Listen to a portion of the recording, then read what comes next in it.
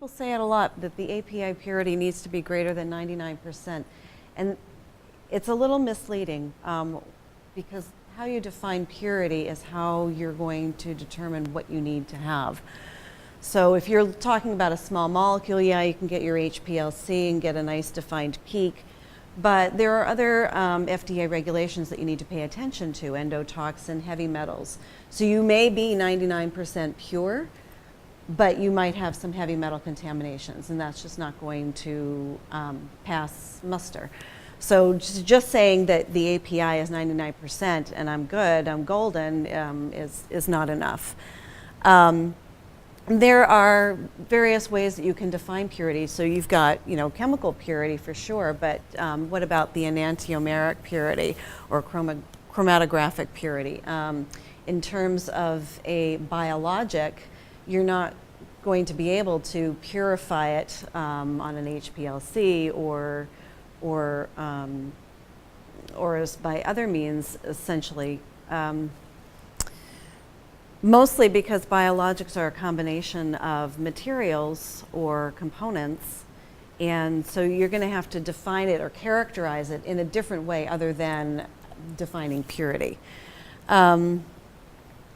In addition, any impurities that you do have in there, so say you're 95% pure, but you have 5% of these other different components, you need to be able to characterize those in terms of what they are, how much is present, and if there could be any toxicological effects from those impurities. And in some cases, you may even have to do some toxicological studies to determine what those impurities, the effects those impurities may have. And also keep in mind that as your program progresses from phase 1 up into commercial, your specifications and therefore your purity may be further defined as you move forward, because you're continually optimizing the process and further defining and refining your specifications. Just another point out, so biologics, you're typically going to see maybe something like this, where here's your major band, but you've got a couple of other little bands in there that you're going to need to define and characterize. Another example would be a whole cell vaccine. Again, you're going to have other components in there, and so determining potency is going to be more important than determining purity. Here's another one. My phase 1 COGS are prohibitive. No one is going to pay $500,000 per kilogram for an API.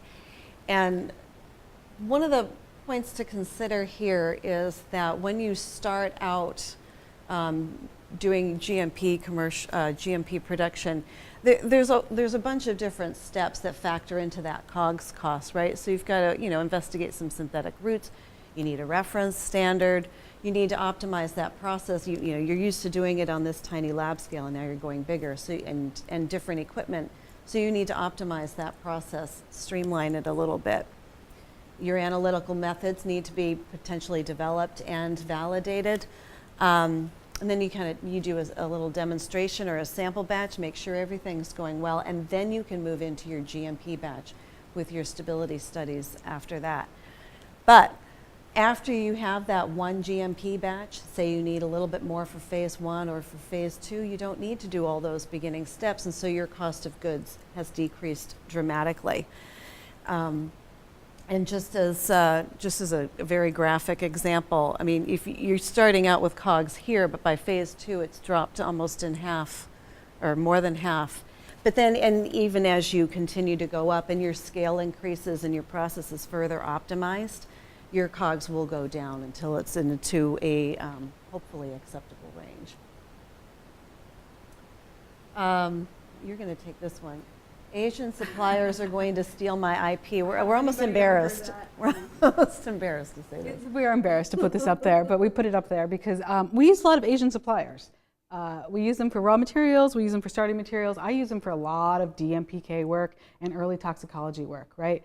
And I adore them, and we have great success with them. But my young companies will sometimes be like, oh no, we can't do that. I'm afraid they'll steal my IP. And so my presentation back to them is like, dude, listen, consider your risk, okay?